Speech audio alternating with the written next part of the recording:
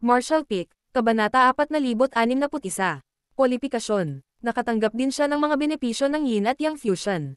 Naturally, alam niya na ang orthodox fusion method ay hindi maihahambing sa mga masasamang pamamaraan na iyon, ngunit may karapatan siyang magsalita. Ang puso ni Ku Huaxiang ay napunta sa kaibuturan ng kanyang puso, at hindi siya nag-abala na humanap ng problema kay Xu Jin. Tiningnan niya si Yang Kai gamit ang kanyang magagandang mata. Itong nakababatang kapatid na lalaki pa rin ang matino.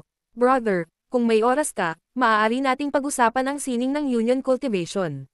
Well, may pagkakataon. Patuloy na tumanggong si Yang Kai. Natigilan si Xu Jin, naisip ni Yang Kai si Ku Huaxiang, ang seductress na ito. Anong iskandalo? Nagsisi siyang hinanap si Yang Kai. Hindi niya makita na masamang tao ang lalaking ito. Ang mga mata ni Lin Feng ay may bakas ng paghamak, at malamig na sinabi niya. Fatty, pumunta ka para maghanap ng mga tao. Kung mamamatay ka sa daan pabalik, huwag sisihin ang sinuman. Nakangiting sinabi ni Yang Kai. Kung mamamatay ako, kasalanan ko ito. Hindi ko masisisi ang iba. Parang lalaki. Tumingin si Lin Feng ng taas-baba kay Yang Kai, na parang sinusuri siya.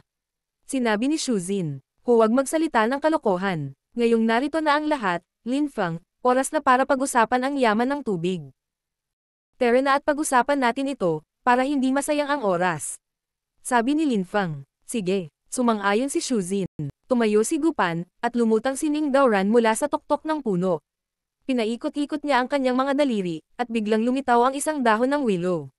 Ang dahon ng willow ay tumubo sa hangin, at sa isang putok, ito ay naging isang maliit na bangka. Napatulala si Yang Kai.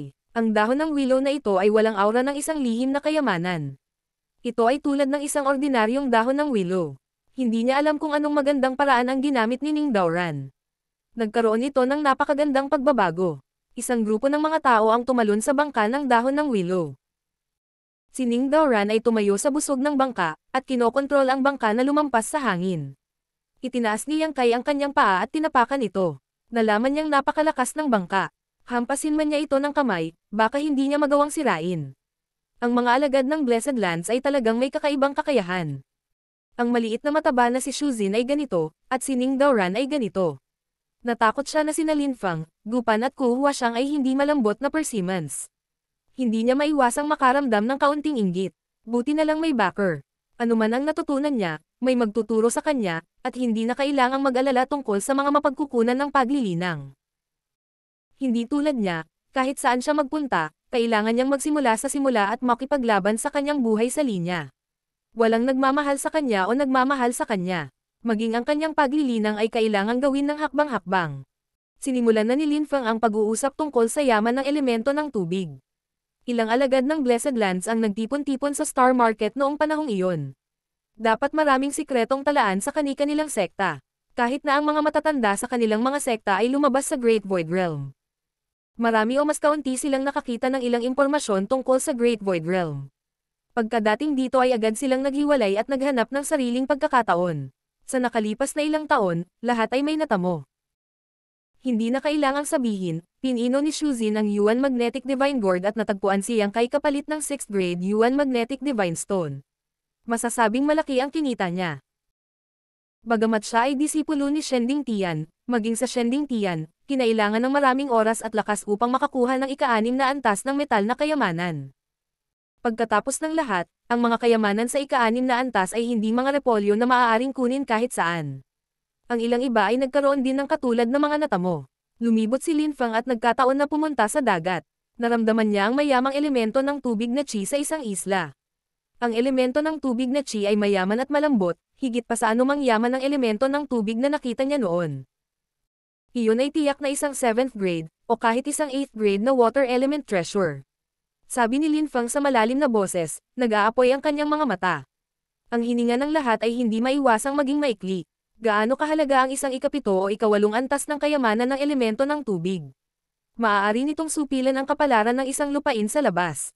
Maaaring hindi ito lumilitaw sa libo-libong taon, ngunit ito ay matatagpuan sa Great Void Realm. Natatakot ako na hindi ganoon kadaling makuha ito. Nakangiting sabi ni Ku Huaxiang. Kung madali mo itong makukuha, ikaw, Lin Feng, ay hindi tatawag sa amin para magtulungan. Sinabi ni Lin Feng. Natural, hindi madaling makuha ito. Sa isla, maraming kakaibang sea clans, at ang water element treasure ay tila napakahalaga sa mga sea clans na iyon. Kung mas malapit sa isla, mas mahigpit ang depensa. 4 na beses na akong napilitang umatras. Siklan. Nagulat ang lahat. Sinabi ni Shuzin. May Panginoon ba sa Siklans? Dahan daw ang umiling si Linfang. Hindi ito masyadong malakas. Hindi ko ito kalaban sa one-on-one fight. Ang masama pa ay napakarami nila. Hindi kayang lumaban sa 4 na kamay ang 2 kamao ni Lin. Nakita mo na ba ang water element treasure? Tanong ni Ku Huashang. Ano yan? Namula si Linfang. Hindi ko ito nakita. Nang makitang nakatingin sa kanya ang lahat na may kakaibang ekspresyon, hindi niya maiwasang magalit. Bagaman hindi ko ito nakita, nakakasigurado ako na ito ay talagang isang ikapito o ikawalong antas ng kayamanan. Kung ayaw mong pumunta, kailangan kong kunin ang bagay na iyon ng mag-isa. Nagmamadaling sinabi ni Shuzin. Tara na, umalis na tayo, bihira lang magkaroon ng ganitong pagkakataon. Paanong hindi tayo pupunta at makita? Tumanggaw din si Ku Huashang at sinabing, oo. Si Ning Daoran ay nakatayo sa dulo ng bangka, hindi nagsasalita, na parang walang nasa puso niya, at si Gupan ay abala na nakayuko. Ang 2 taong ito ay hindi nagpapahayag ng anumang mga opinyon, na kakaiba. Ikinulong ni Linfang ang kanyang mga kamay sa kanyang likuran at sinulyapan si Yang Kai. Sige, pero diretsuhin muna natin ito. 6 tayo, pero iisa lang ang kayamanan ng water element.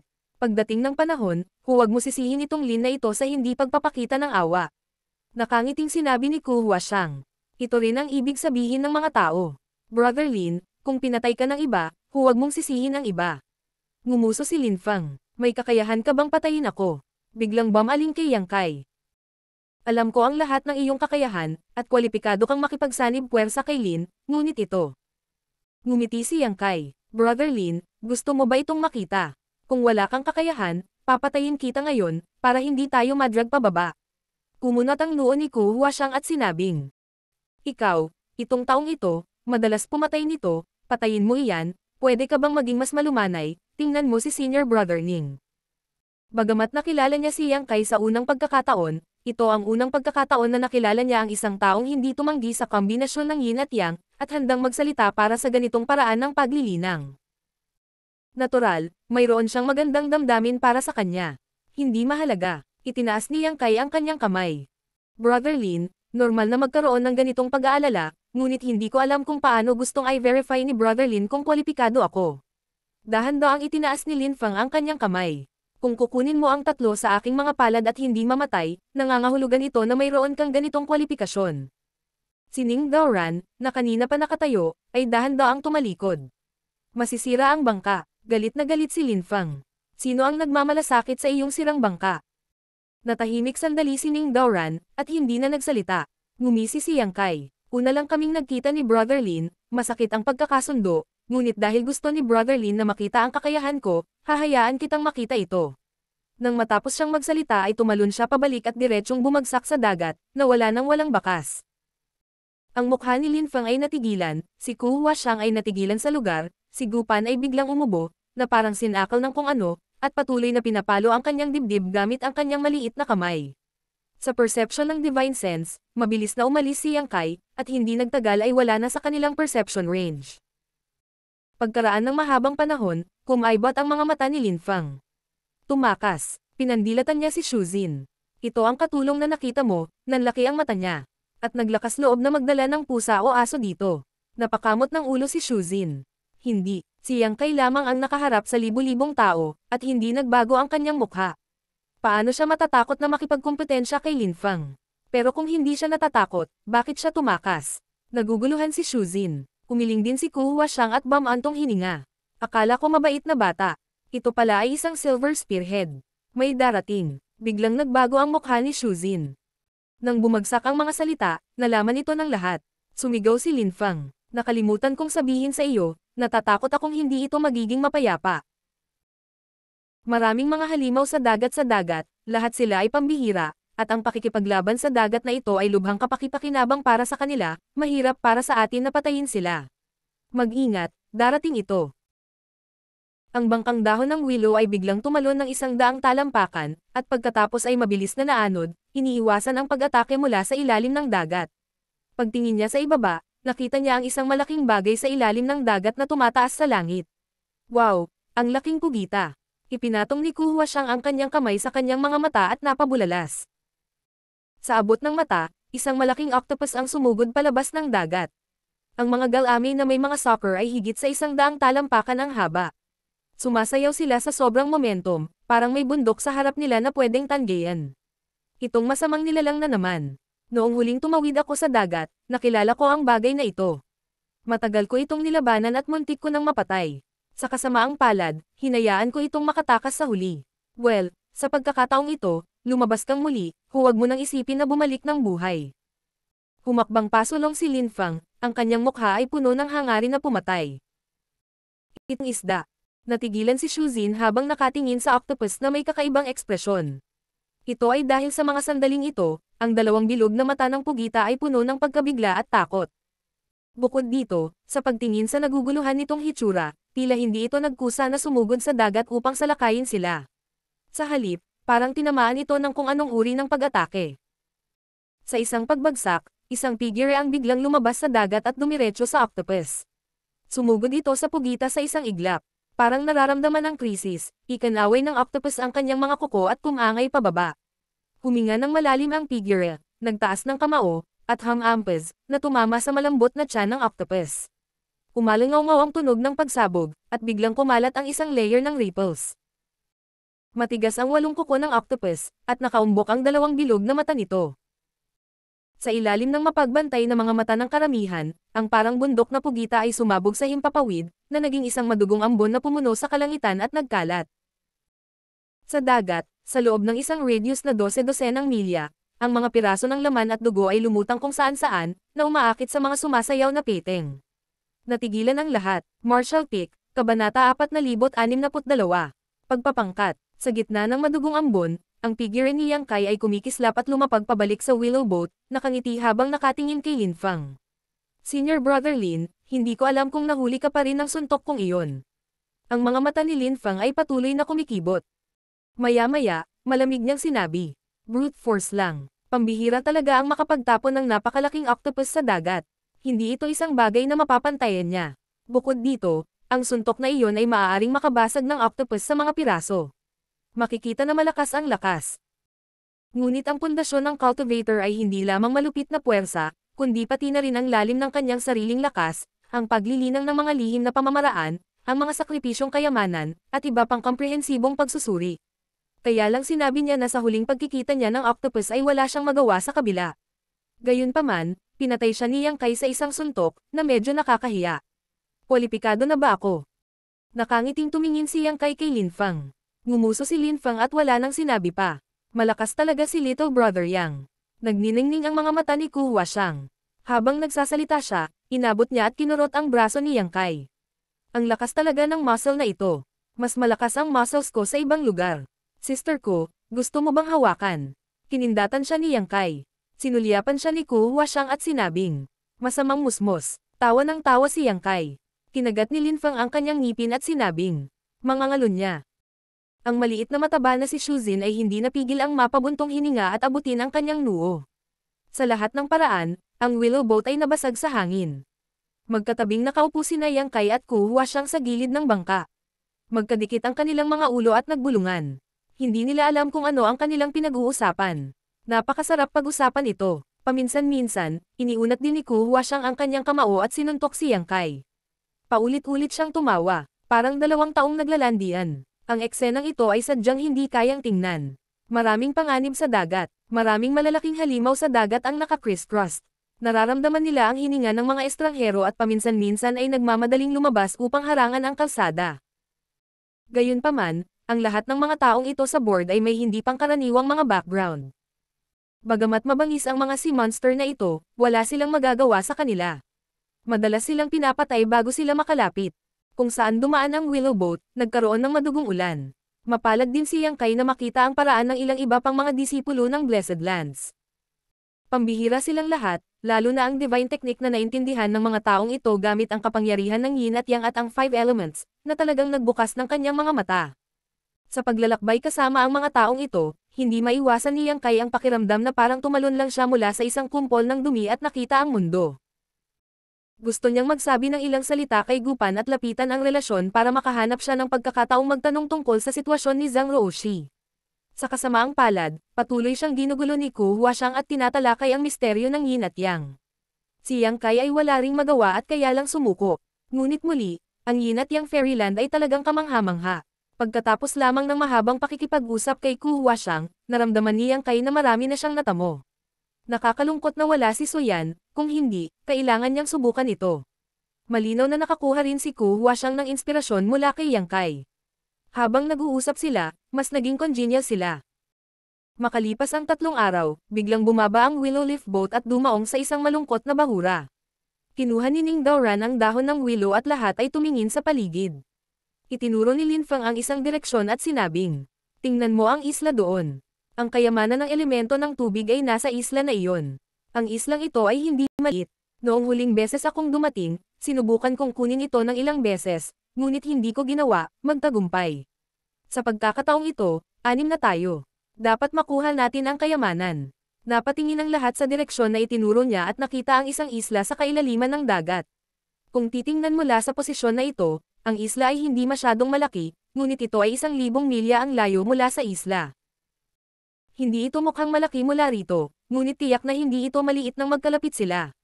Tumingin si Shuzin kay Yang Kai at sinabing, "Ganito, Brother Yang, napag-usapan na natin ito dati.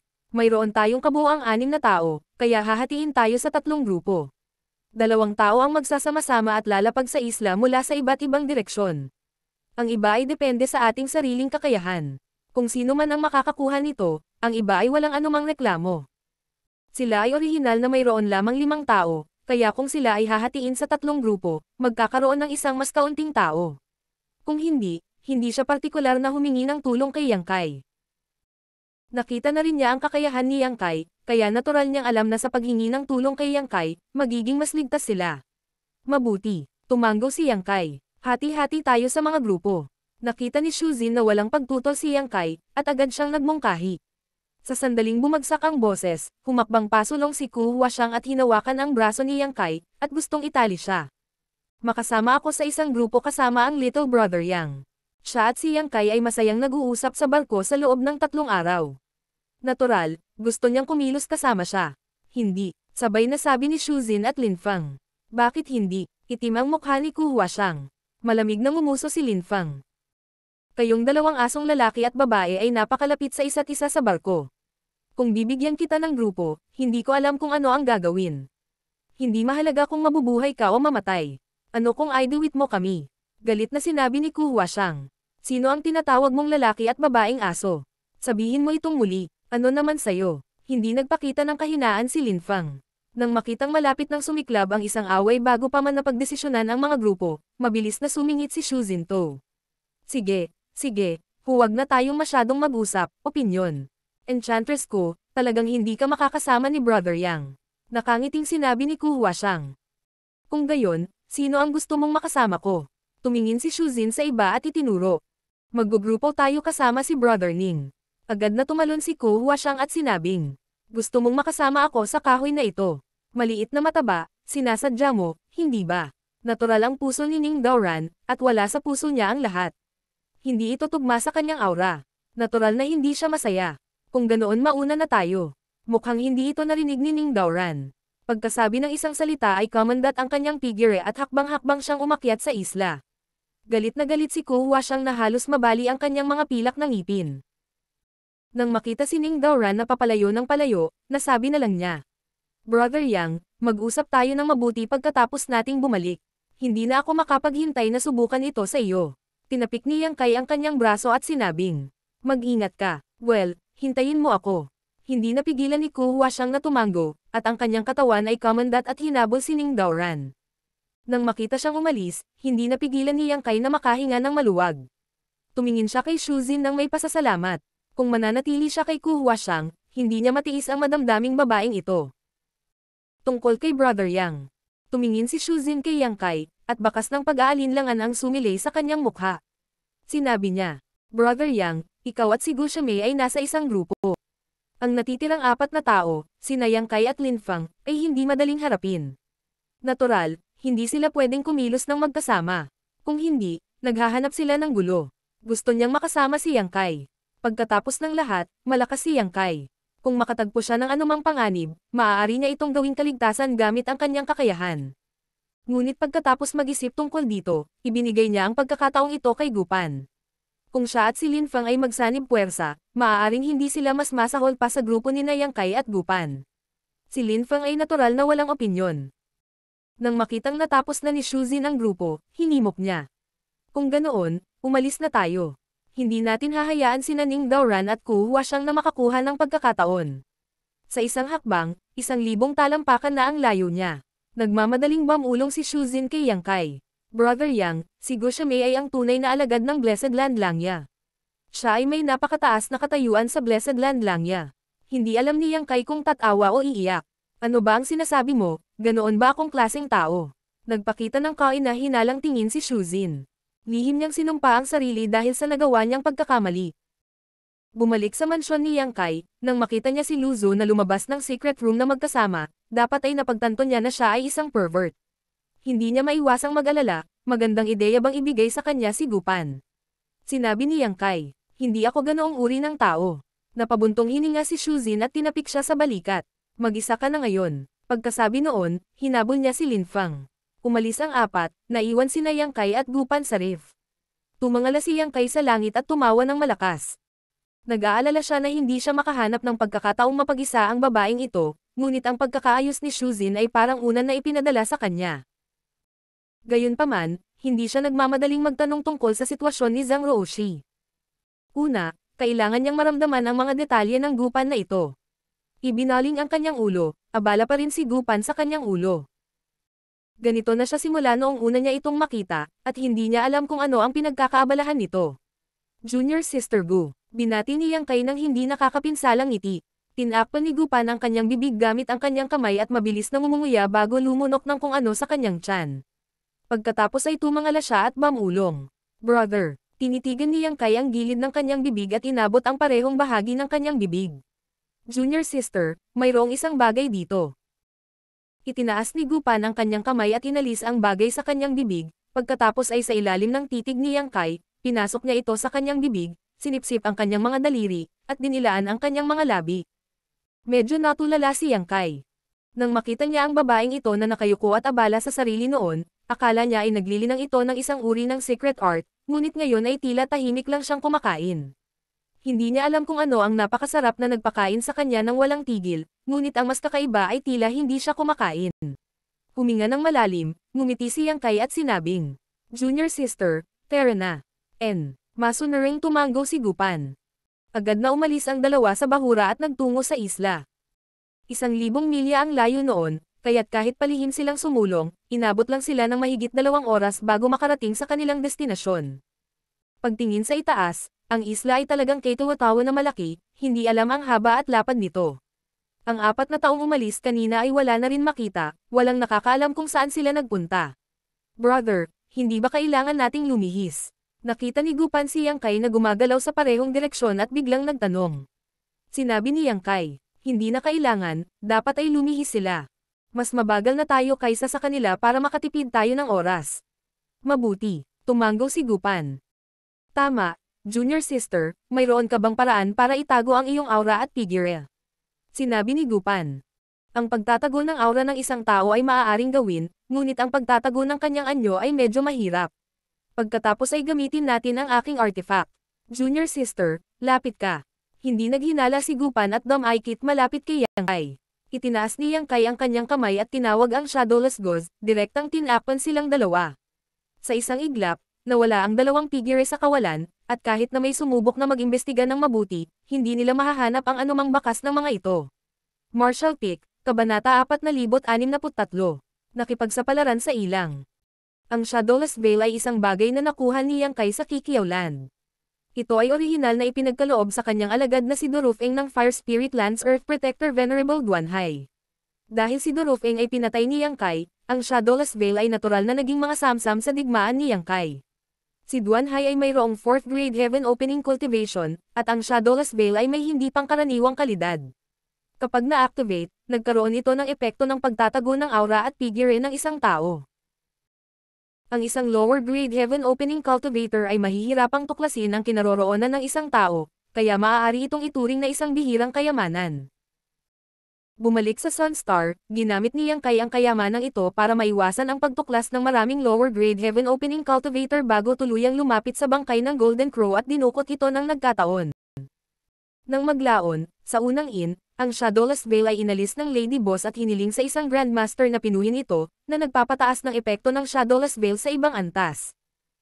Ang Lady Boss ay nagsabi na ang isang lower-grade Heaven Opening Cultivator ay hindi makakadetect sa kinaroroonan nito, at kahit na isang middle-grade Heaven Opening Cultivator ay hindi madetect ang kinaroroonan nito kung hindi sila nagbigay pansin.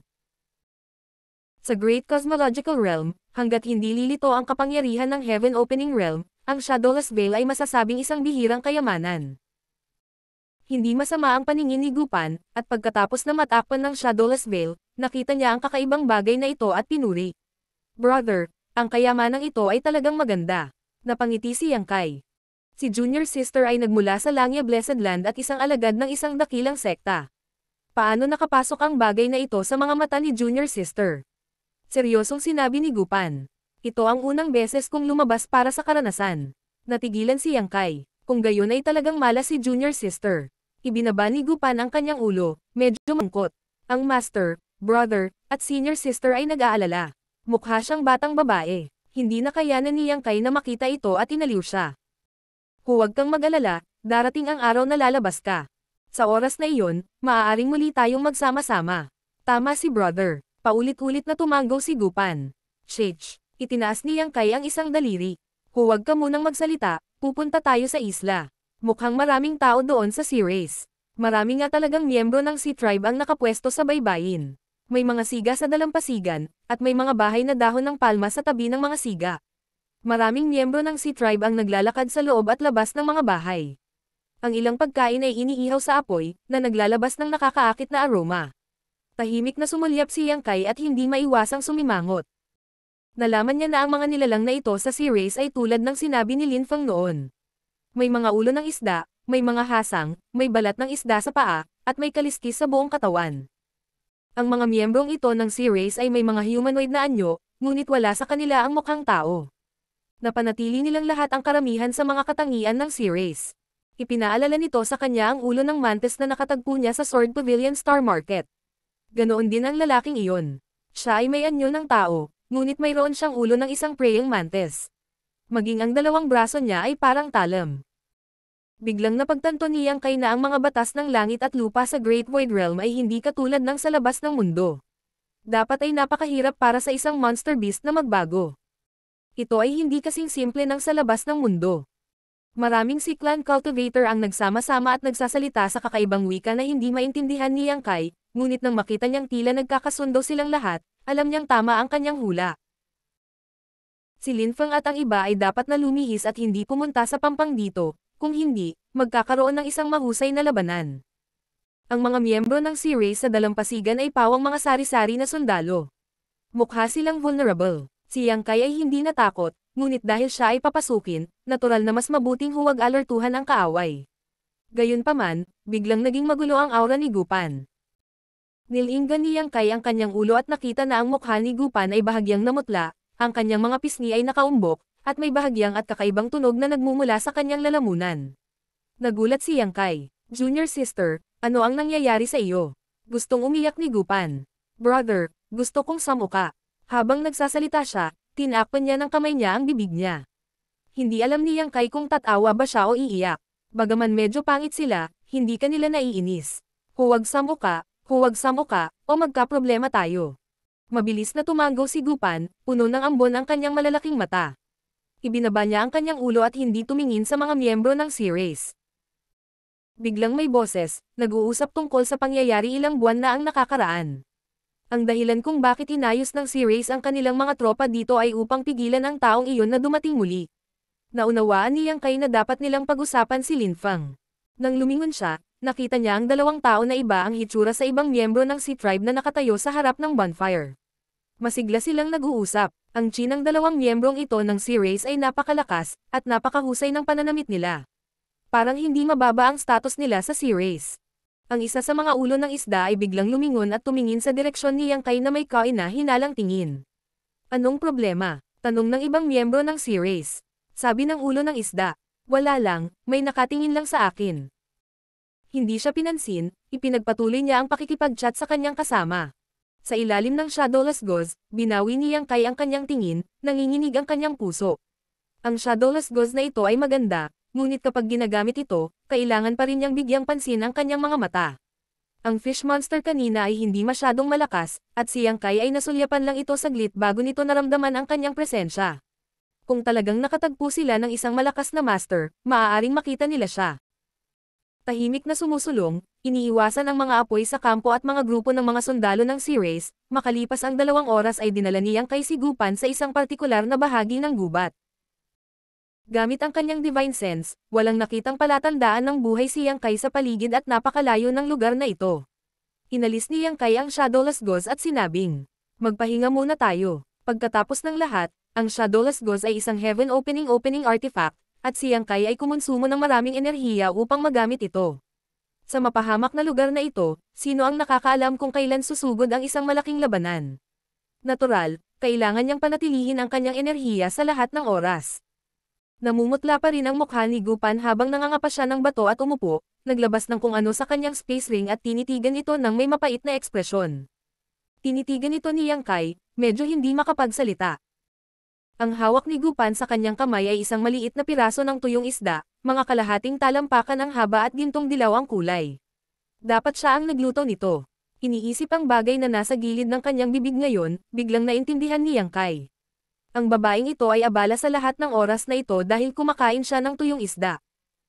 Gayunpaman, sa sandaling ito, ang karaniwang masarap na tuyong isda sa kanyang mga mata ay nagiging kakaibang anyo ng mga halimaw ng isda na iyon paminsan-minsan, na nagiging sanhi ng pamumutla ng mukha ni Gupan at nagsimula siyang mauho.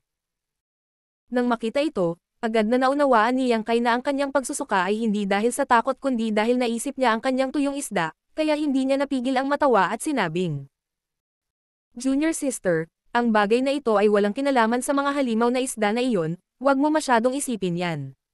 Itinaas ni Gupan ang kanyang ulo, nanlalabo ang kanyang mga mata sa luha. Talaga, nagulat si Yang Kai at tumango ng paulit-ulit. Siyempre totoo, ang mga halimaw ng isda na iyon ay malansa at mabaho, paano sila maihahambing sa tuyong isda na ito? Ito ang numero 1 delicacy sa mundo. Biglang lumiwanag ang mga mata ni Gupan. Iniisip din ni brother, napangiti si Yang Kai. Mukhang iniisip mo rin. Muling tumango si Gupan. Ang pinatuyong isda ang pinakamasarap, sa kasamaang palad ay hindi ako pinayagan ni Master na kainin ito. Wala si Master. Commendat si Yang Kai sa kanya. Sinabi din ni second senior sister. Nagtataka na tumingin si Gupan kay Yang Kai. Sa bawat pagkakataon, ang second senior sister na palihim na gumagawa sa akin ng maraming tuyong isda. Pagkasabi niya nito, nag-ipon siya ng lakas ng loob, kinuha ang tuyong isda, inilagay sa bibig, at kumagat. Sa susunod na sandali, pinaikit niya ang kanyang mga mata at ngumunguya, lahat ng naunang ulap sa kanyang puso ay natangay. Tahimik siyang kumain, dahan-dahang ngumunguya, ngunit napakabilis ng kanyang bilis. Sa isang kisap mata, isang maliit na tuyong isda ang pumasok sa kanyang tiyan, at kumuha siya ng isa pa. Matapos kumain ng mahigit 1 dosina, bigla siyang natauhan. Tumangalaki Yang Kai, nahihiyang nagtanong, "Senior brother, gusto mo bang kumain?" Habang nagsasalita, iniabot niya kay Yang Kai ang kalahating kinakain na piraso ng tuyong isda. Nakangiting kinuha ito ni Yang Kai. "Gusto ko ring subukan ang luto ng second senior sister mo." Pagkatapos kumain, hindi alintana kung ito ay masarap o hindi, patuloy niya itong pinupuri, kaya paulit-ulit na tumango si Gupan bilang pagsang-ayon. Pagkatapos ng pakikipag-ugnayan na ito, nakita ni Yang Kai na ang babaeng ito ay hindi nagplano. Siya ay dapat na pinalaki sa isang greenhouse mula pagkabata, at siya mismo ang nagsabi na ito ang unang pagkakataon na lumabas siya upang maranasan ang mundo at kasangkot sa Great Cosmological Boundary. Dahil hindi siya nagplano, ayaw na ni Yang Kai na makipagtalo sa kanya. Nang magtatanong na sana siya tungkol kay Zhang Ruoshi, biglang nagbago ang kanyang ekspresyon at mabilis niyang tinawag ang Shadowless Veil para takpan silang dalawa. "Brother," naguguluhan si Gupan, "may darating." Pinatahimik siya ni Yang Kai. Pagkaraan ng ilang sandali, na sinamahan ng Kaluskos, isang pangkat ng mga demon fish ang dumating mula sa kabilang dulo ng kakahuyan. Wala pang 3 talampakan ang taas ng pinuno at may dalang bakal na tinidor sa kanyang kamay. Hindi alam ni Yang Kai kung anong uri ng demon fish siya, ngunit siya ay may bilog na katawan na walang leeg. Nakadikit ang ulo niya sa katawan, para siyang bola-bola na sobrang nakakatawa. Ito ay dapat na isang pangkat ng nagpapatrolya ng mga demonyong isda, na dumadaloy sa kagubatan. Biglang huminto sa kinatatayuan ang nangungunang fish demon. Kumunat ang ilong nito na parang may natuklasan. Dapat maganda ang pangamoy ng demonyong isda. Habang kinukusot ang kanyang ilong, nilapitan niya sina Yang Kai at Gupan, na sinundan ng isang grupo ng mga subordinate sa likod niya. Tumingin si Yang Kai kay Gupan, walang imak. Nakita niya ang mga labi ng tuyong isda sa sulok ng bibig ni Gupan. Tila napansin din ito ni Gupan at inabot ito upang hawakan, pagkatapos ay namula. Ilang sandali pa, ang fish demon ay nasa 3 talampakan na ang layo mula kina Yang Kai at Gupan, at sumisinghot pa rin siya. Dahil sa kanyang kasuklam-suklam na anyo, naduduwal ang mga tao, at isang malansang amoy ang umagos sa kanilang mga butas ng ilong. Brother, hindi ko na kaya. Bulong ni Gupan. Bigla niyang itinaas ang kamay niya, at may lumabas na brush sa kamay niya. Gumuhit siya sa hangin, at bumagsak ang isang yin-yang tai chi diagram. Ang enerhiya ng yin-yang ay umiikot, na bumabalot sa lahat ng mga demonyong isda. Umalangaw-ngaw ang kaawa-awang mga hiyawan habang ang mga demonyong isda ay nadudurog sa alikabok. Inabot ni Yang Kai at hinawakan ang nangungunang fish demon, iniligtas siya sa isang iglap. Sa pagkilos ng dalawa, nawala ang epekto ng shadowless veil, ganap na inilantad ang kanilang kinaroroonan. Nasa state of shock pa rin ang fish demon matapos tumakas mula sa kamatayan. Itinaas niya ang kanyang ulo at nakita sina Yang Kai at Gupan, at nagalit, kayong dalawa ay may lakas ng loob, anong lakas ng loob ninyong salakayin ang dakilang hulala? Bulala, tumingin sa kanya si Yang Kai na may pagkalito. Itinaas ng demonyong isda ang kanyang kamay at itinuro ang kanyang likuran, mayabang na sinabi. Ako ang dakilang hulala, bitawan mo ako kaagad, kung hindi, mamatay ka. Sa isang putok, sinuntok siya ni Yang Kai sa mata, at ang mga mata ng dakilang hulala ay umikot pabalik, at siya ay nahimatay ng walang ingay. Martial Peak, Kabanata 4064. Templo, sinabi ni Gupan na may paghamak. Brother, bakit mo siya iniligtas? Kung hindi dahil sa napapanahong intervention ni Yang Kai, ang dakilang hula na ito ay napatay na sana ng yin-yang tai chi diagram. Sinabi ni Yang Kai, nasa likod tayo ng mga linya ng kaaway at hindi pamilyar sa lugar na ito. Kailangan nating maghanap ng magtatanong tungkol sa lakas ng series dito. Tumanggo si Gupan. Brother, napaka-considerate mo. Hindi na sila maaaring manatili pa rito. Isang grupo ng mga fish demon ang pinatay ni Gupan. Bagamat napakabilis nila, may kaunting ingay pa rin. Nagmamadaling winasak ni Yang Kai ang mga bangkay upang itago ang mga bakas ng labanan. Tumingin si Gupan sa gilid at nakita niya na ang mga galaw ni Yang Kai ay matulin at mahusay. Maya-maya, wala na siyang nakikitang abnormalidad. Hindi niya maiwasang humanga sa kanya, sa pag-aakalang marami talagang alam si brother. Nang magising ang demonyong isda na si Hula, nalaman niyang nakatali siya. Tahimik niyang iminulat ang kanyang mga mata at nalaman niyang nasa isang kuweba siya. May mga apoy na tumatalon at lumalabas ang mga kaluskos. May kakaiba ring bango. Ikaw ay gising. Lumapit ang isang mukha at damaykit sa harapan niya. Nagulat si Hula. Tumangala siya at nakita ang mukha ng taong nagpatambo sa kanya. Galit na galit siya. Naglakas loob ka talagang palihim na salakayin ang dakilang Hula. Papatayin ko kayong lahat. Bulalalala. Sinuntok siya ni Yang Kai sa ulo. Isang 3 hanggang 4 na pulgadang mataas na bukol ang lumitaw sa ulo ni Hula. Parang may tumor na tumubo sa ulo niya. Ang taong ito ay walang silbi, ngunit siya ay may masamang ugali. Nasasakit si Hula at patuloy siyang sumisigaw. Malungkot na sinabi ni Yang Kai. Tumahimik ka. Kung maglakas loob kang sumigaw muli, papatayin kita ngayon din. Agad na tumigil sa pagsigaw si Hula. Inilibot niya ang kanyang mga mata at tumingin kay Yang Kai. Hindi takot sa kamatayan si Hulala. Ngumisi si Yang Kai. Kung hindi ka natatakot sa kamatayan, sumigaw ka.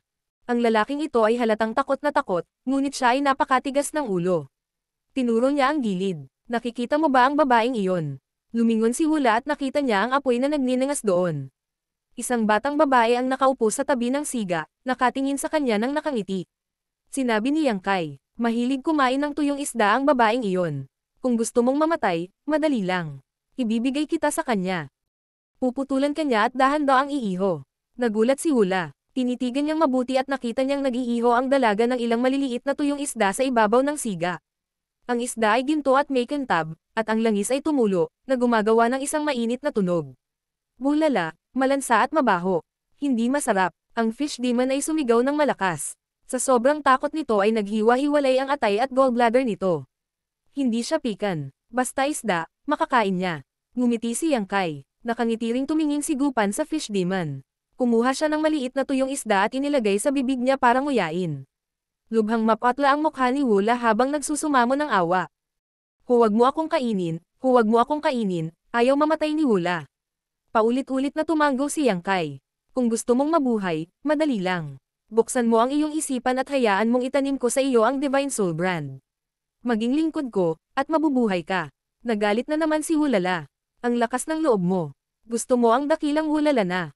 Munch, munch.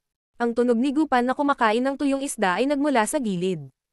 Habang kumakain ay tinitigan niya ang fish demon gamit ang malalaking mata, parang gusto niyang tikman kung aling bahagi ng isda ang pinakamasarap. Nang inig ang fish demon at mahinang tumingin kay Yang Kai. Mabubuhay ba talaga ako kung magiging lingkod mo? Huwag kang mag-alala, siguradong mabubuhay ka. Saglit na nagpumigla si Hula at malungkot na sinabi. Sumasang-ayon si Hula. Nang marinig ito, hindi na nag-alinlangan pa si Yang Kai. Kaagad, ang kanyang divine thought ay lumundag at sumugod sa isip ng fish demon. Ang fish demon na ito ay hindi masyadong malakas. Kahit na sinubukan niya ang kanyang makakaya upang labanan, masisira pa rin ni Yang Kai ang depensa ng kanyang isip. Gayunpaman, kung hindi siya makikipagtulungan, ang kanyang divine thought ay masisira at siya ay magiging mentally retarded.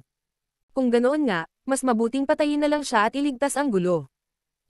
Pagkaraan ng ilang sandali, itinanam ni Yang Kai ang Divine Soul Brand sa isip ni Hula. Ang kanyang divine thought ay lumundag at hinanap ang memorya ng fish demon. Pagkaraan ng ilang sandali, sumimangot si Yang Kai at walang imak na tumingin kay Hulala. Pagkatapos, binawi niya ang kanyang divine thought. Napakayabang ng fish demon na ito. Paulit-ulit niyang tinawag ang kanyang sarili na dakilang Hulala. Sa katunayan, hindi siya mataas ang katayuan sa series. Isa lamang siyang maliit na kapitan ng isang patrol team. Kaya naman, wala siyang masyadong alam. May alam siya tungkol sa Water Element Treasure, ngunit hindi niya alam kung ano iyon. Ang alam lang niya ay isa itong sagradong relic ng Sea Tribe. Tanging ang pinakamataas na miyembro ng Sea Tribe ang kwalipikadong makalapit sa sagradong relic at manalangin dito upang makakuha ng dakilang kapangyarihan. Gayunpaman, ilang buwan na ang nakalilipas, isang lalaki ang pumasok sa lugar na ito at sinubukang makuha ang kanyang mga kamay sa sagradong relic. Galit na galit ang Sea Tribe at nakipag-away sa kanya ng ilang beses, kaya napilitan siyang umatras. Kamakailan, ang lugar kung saan matatagpuan ang sagradong relic ay mas nababantayan ng husto. Pagkaraan ng ilang sandali, sinabi ni Yang Kai, dalhin mo kami sa lugar kung saan naroon ang sagradong relic. Napakurap si Hula at umiling. Hindi ka makakapunta doon. Kakaiba ang itsura mo. Sa kayunayan, iba ka sa amin. Pag nadiskubre ka nila, papatayin ka nila. Ngumisi si Yang Kai. Siyempre, may paraan ako para dalhin mo kami doon. Napakamot ng ulo si Hulala. Ngunit hindi makalapit si Hula sa sagradong relic. Wala siyang mataas na posisyon sa Sea Tribe. Paano siya magiging kwalipikadong makalapit sa sagradong relic? Kapag nakalapit na siya, siguradong itataboy o papatayin pa siya. Pupunta tayo saan man natin maari. Ngumiti si Yang Kai at hinagis ang isang bag kay Hula. Mamaya, ingatan mong mabuti ang bag na ito. Huwag hayaang may makakita nito. Tinawag ni Yang Kai si Gupan. Tinapos ni Gupan ang tuyong isda sa 2 o 3 kagat. Tumayo siya at naglakad papunta sa gilid ni Yang Kai. Binago ni Yang Kai ang kanyang mga senyales sa kamay at ang kanyang kaluluwa ay lumakas. Binuksan niya ang 6 directions wish pouch at hinayla si Gupan papasok dito. Laking gulat ni Hula nang makita niya ito. Siya ay ipinanganak sa lugar na ito at hindi pa nakapunta sa labas ng mundo. Hindi pa siya nakakita ng ganoong kakaibang pamamaraan. Nagulat siya nang makitang may 2 taong pumasok sa pouch na hawak niya. Nabigla siya. Hindi niya alam kung kaya niyang ipitin ang mga tao sa pouch hanggang mamatay.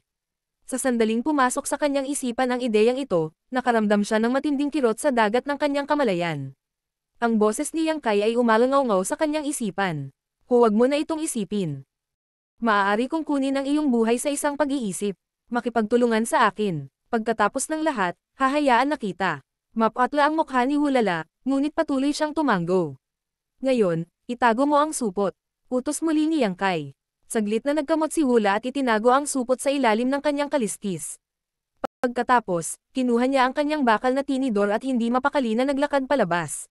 Sa 6 directions wish pouch, mahinang sinabi ni Gupan. Brother, medyo masikip. Ang 6 directions wish pouch ay isang napaka-misteryosong bagay. Maaaring ito ay malaki o maliit.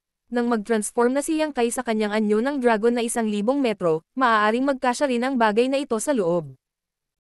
Ang Scarlet Flood Dragon at ang Earth Dragon ay maayos din sa loob, ngunit gaano man kalaki ang mga bagay sa loob, masikip pa rin ito. Nang huminga ang dalaga, naramdaman ni Yang Kai ang isang malambot at nababanat na bagay na dumaikit sa kanyang likod. Hindi kailanman naging ganoon kalapit si Gupan sa sinuman. Hindi siya sanay. Ang kanyang katawan ay hindi mapakali, na nagparamdam kay Yang Kai. Junior sister, bakit hindi mo ako tinalikuran? Iminungkahi ni Yang Kai. Oh, nahihirapang lumingon si Gupan. Ang kanyang katawan ay dumampi sa likod ni Yang Kai. Pagkatapos ng matinding kahirapan, lumingon siya at bumantong hininga. Brother, napakaraming kayamanan mo. Una, ang Shadowless Veil ang nagtago sa kanyang presensya at figure. Ngayon, mayroon itong wish pouch. Ito ay isang pagbubukas ng mata para kay Gupan. Ngumiti si Yang Kai at sinabi, Junior sister, hindi masama ang iyong kayamanan. Dati, nang patayin ni Gupan ang pares ng mga fish demon, naglabas siya ng isang painting brush. Bagamat ito ay isang sulyap lamang, ramdam pa rin ni Yang Kai ang pagiging kakaiba ng painting brush. Pagkatapos ng lahat, siya ay isang direktang disipulo ng Langya Blessed Land.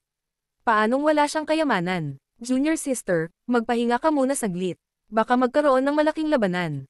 Kailangan kong bantayan itong fish demon para hindi siya makaisip ng pagtataksil. Sige, lumipat si Hula hanggang sa gitna ng isla. Paminsan-minsan, makakatagpo siya ng ilang halimaw sa dagat, ngunit ligtas silang lahat. Habang sumusulong siya, malinaw na nararamdaman ni Yang Kai ang chi ng yaman ng elemento ng tubig na palapit ng palapit. Bago makalapit sa isla, napansin ni Yang Kai ang chi ng water element treasure. Gaya ng sinabi ni Lin Fang, ang chi ay napakayaman at dalisay. Ito ay tiyak na isang kayamanan ng 7th grade o mas mataas.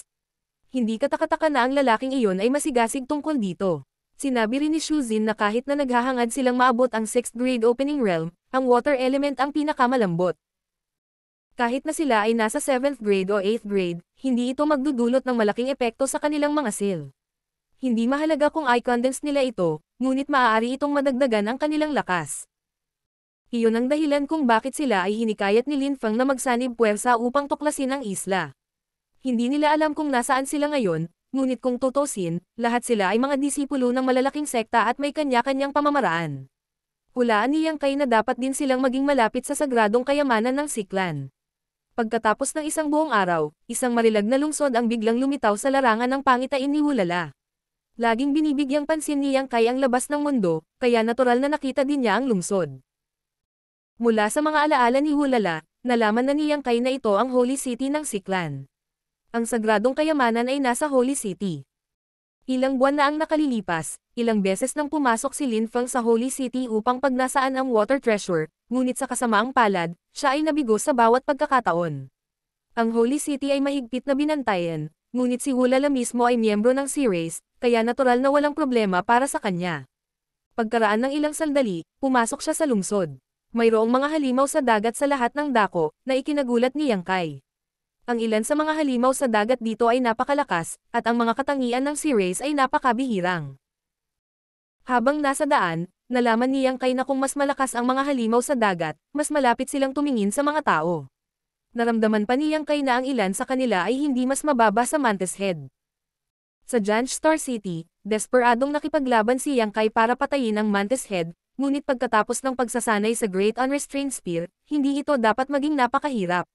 Ngunit ang Holy City ng Sea-Race ay isang pool ng dragon at yungib ng tigre. Tumibok ang puso ni Hulala. Kung tutusin, nakonsensya siya. Inaliw siya ni Yang Kai sa mahinang boses, ngunit hindi ito nakatulong. Matapos maglakad sa lungsod ng kalahating oras, dumating si Hulala sa harap ng isang sinaunang at kahanga-hangang templo. Iyon ang templo ng Sea-Race. Hindi mabilang na mga miyembro ng Sea-Race ang sumamba doon at humingi ng sagradong kayamanan upang bigyan sila ng kapangyarihan. Ang templo ay nahahati sa 9 na palapag. Kung mas malakas ang isa, mas malalim ang maaaring mapunta, at mas malapit ang isa ay maaaring makipag-ugnayan sa sagradong kayamanan. Halos lahat ng miyembro ng Sea-Race ay nagpunta sa templo, at walang pagbubukod si Hulala. Gayunpaman, sa kanyang lakas at posisyon sa karera sa dagat, maaari lamang siyang pumunta sa 3 palapag. Hindi na siya karapat-dapat na pumunta pa, kaya naman sinabi niyang hindi siya makalapit sa sagradong kayamanan.